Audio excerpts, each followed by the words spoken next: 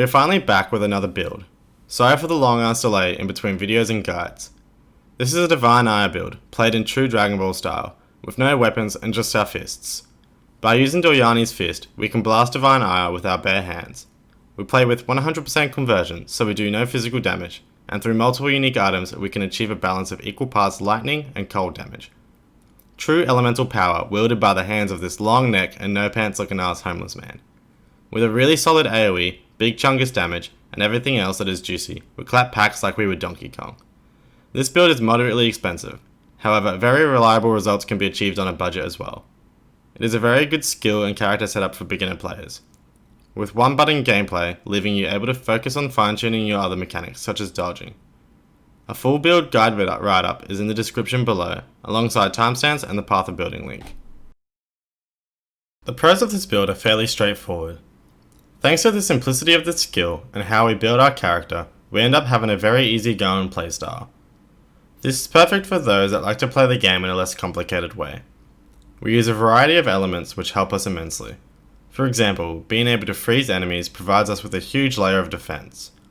We also simultaneously shock most monsters for a decent percentage, meaning we increase our damage done to enemies. Combine these with our Inquisitor Ascendancy and we have a crit machine. To top it all off, we have a really good amount of increased area of effect and cast speed, perfect for both machine gun impacts and mega blasting bosses. Our cons consist of a few things. First off is the fact that it is a simple skill, so for some it might get boring very quickly. While I personally find simpler gameplay very fun and entertaining, others might find the repetitiveness of it gets old quickly. Another thing is that this build uses quite a few uniques in order to convert all our damage, which would be tricky to get if you play solo self-found. Lastly is that our damage mitigation is pretty awful. Unless you actively keep a distance and dodge enemy attacks, you will get one shot in the higher red tier maps. For offense, we have some juicy stats. Our path of building numbers give us just shy of 4 million per hit at 20 stages. This is huge and is plenty to roll any standard map boss. Even on my fairly scuffed up character in the video, I had no real issue with even tier 16 bosses. Once you're above level 90, quality gems etc, I'm sure the true end game would be a breeze as well. We are able to hit so hard as we have over 600% critical strike multiplier. On top of that, we practically crit for every single hit. If that wasn't enough, anytime we do crit, we completely ignore the enemy's resistances thanks to our Ascendancy. In terms of defense, we have a fairly nice pool of around 6,000 effective health. This is a good balance, however we have no major mitigation, so you still need to be quick on your feet. We rock 350 plus life regen and 200 energy shield regen. We also leech for about the same rates. This is all coupled with about 40% block chance thanks to our shield. Our consecrated ground from our Ascendancy also provides us with elemental immunity, so you don't need to stress about being ignited, shocked or frozen.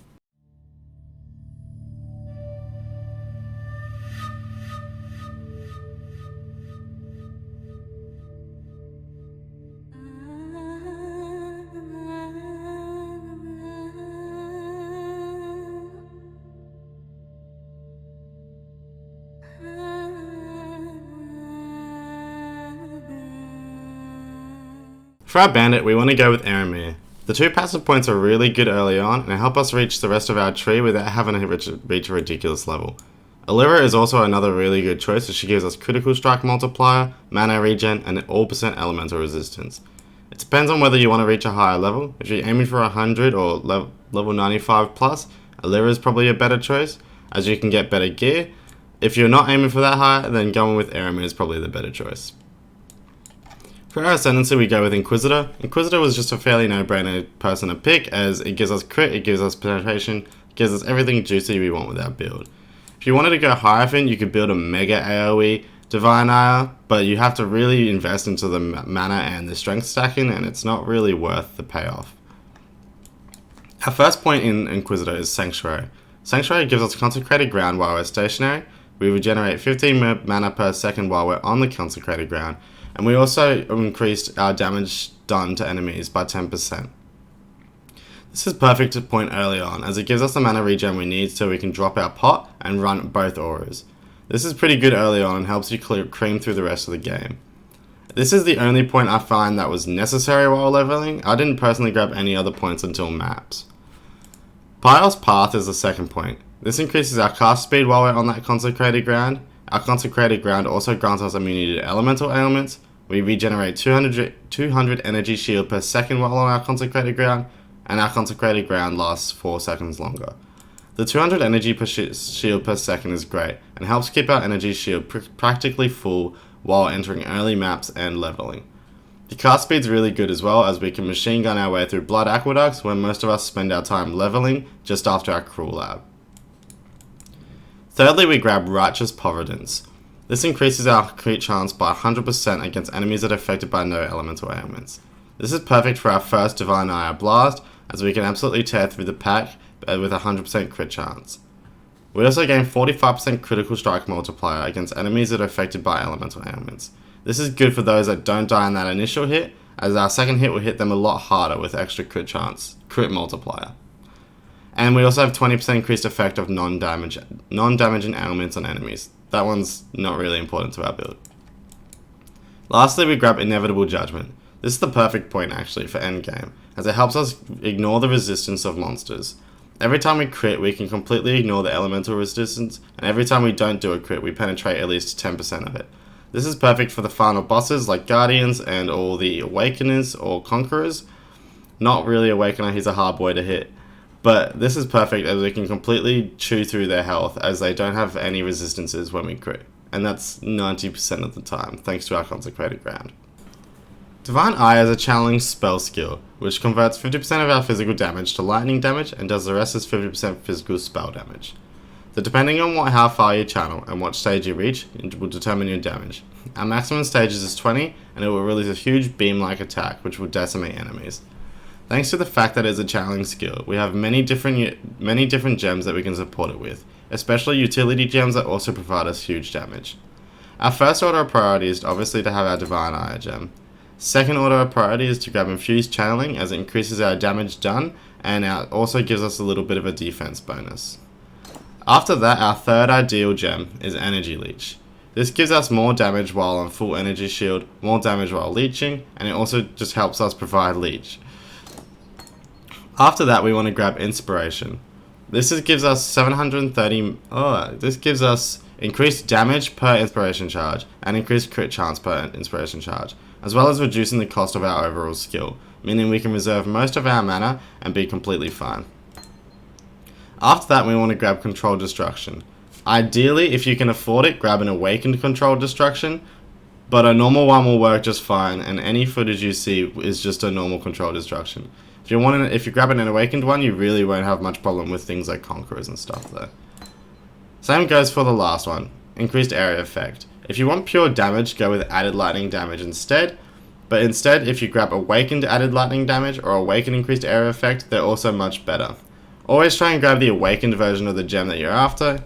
Even though it's super expensive, if this is like your main build of the league, it shouldn't be a problem to grab. An Awakened increased area effect is really nice, as well as the added lightning damage. Awakened everything is really good, and that's our 6th gem that we aim for. The build runs perfectly fine on 5 gems. Increased area effect is really not necessary. It mostly just increases the AoE of the actual channel itself, not the actual beam. To support our Divine Ire build, we go with Herald of Ice Curse on Hit setup. This is so that we can get easy power charges, as well as just in general decimating enemies thanks to the stupid AoE that Herald of Ice has. We use cold damage with our Call of the Brotherhood in order to increase our conversion rate. We use Herald of Ice supported in a Curse on Hit Assassin's Mark setup. That's basically it. There's nothing more to it. If you can slot in anything else, that's fine, but that's really all we need. Our other auras consist of Wrath, which is just by itself. We don't need any lighting thanks to our mana being solved by inspiration charges. For our movement / utility, we use Flame Dash with faster casting and a level 7 Arcane Surge. You take level 7 Arcane Surge as that's the mana usually required in order to proc it. An Arcane Surge gives us more spell damage and increased cast speed.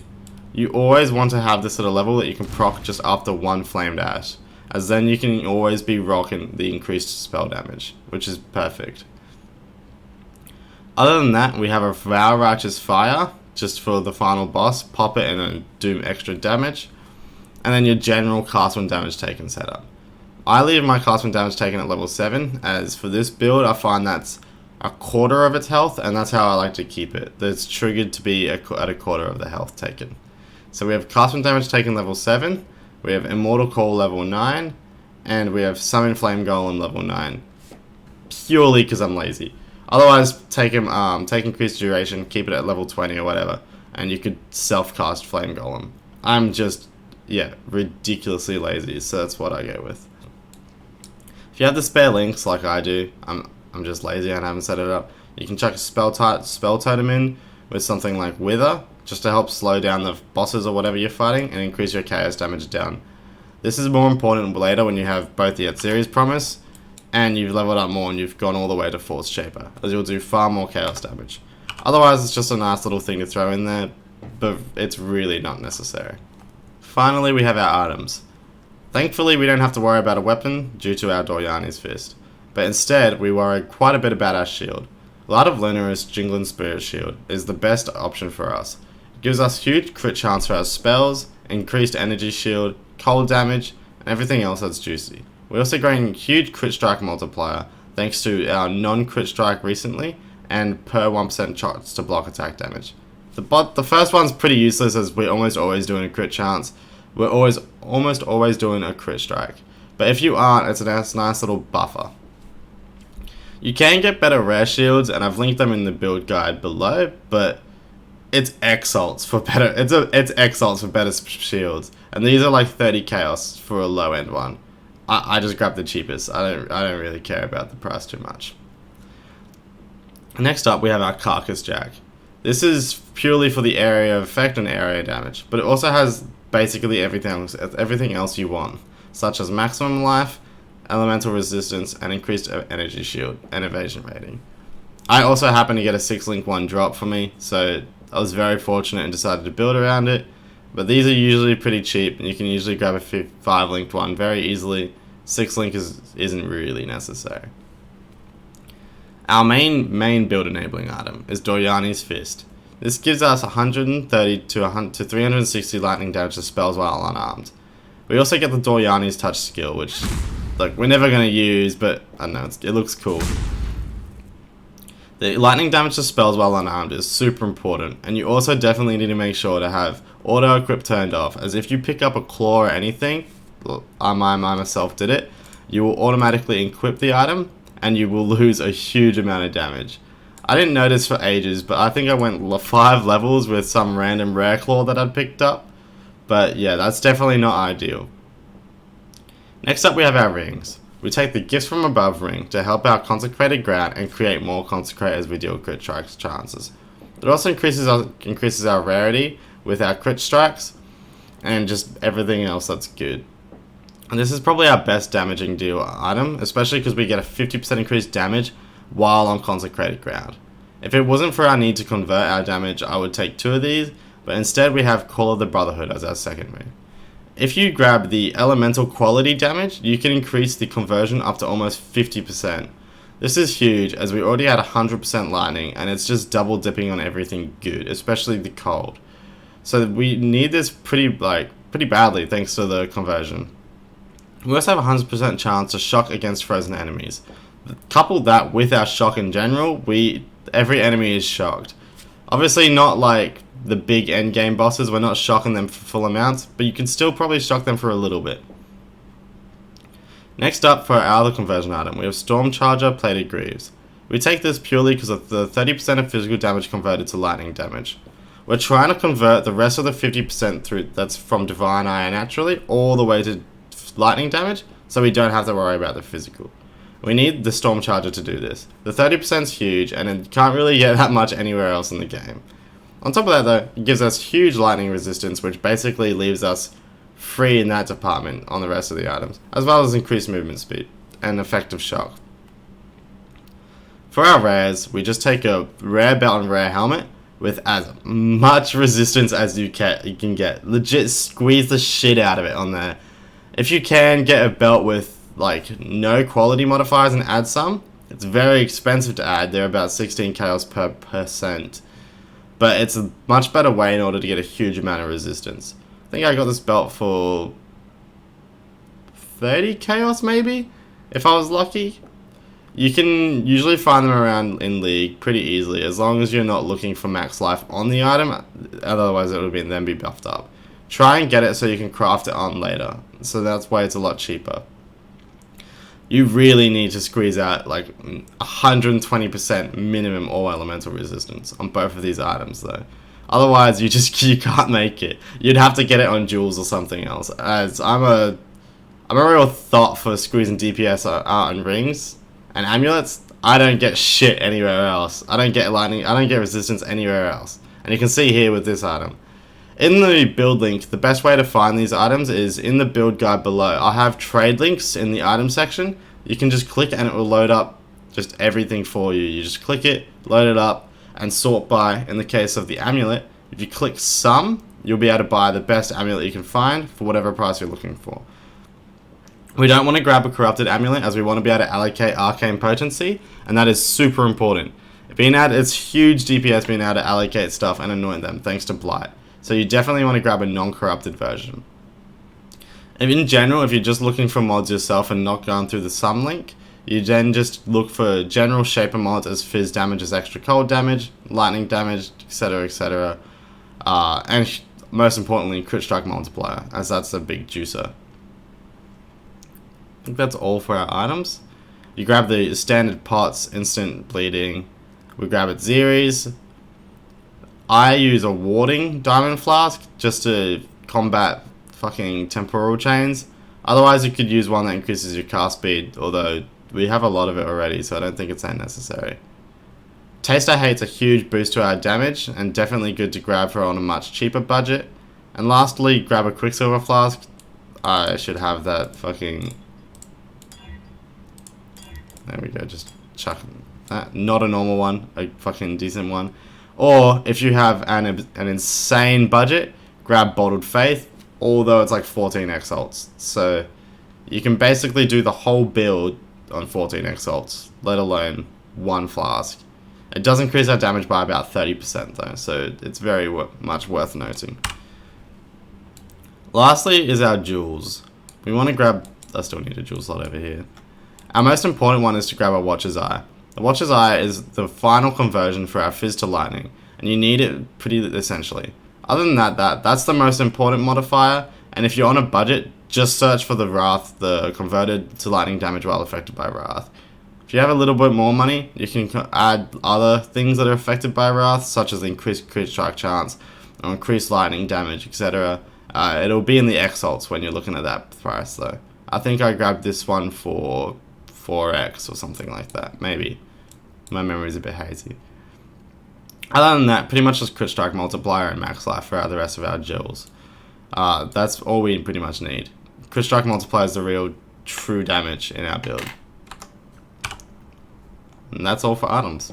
That's about it for this guide. Thank you for watching. Consider subscribing or liking if you do enjoy my builds. The positive reinforcement's really nice, especially because I have a notorious amount of people that love to talk shit in my comments and forum guides. So it is really nice when I see people that do enjoy my stuff or have enjoyed playing or watching my builds. If you enjoyed my Galvanic Arrow or Venom Gyre as well, then you'd like this one too, and hopefully you would like other build guides in the future. I'm planning on doing about one a week now. I have a lot more free time on my hands and I've been dedicating pretty much just to Path of Exile like the sweaty nerd that I am. Thank you very much, and I'll see you again next week.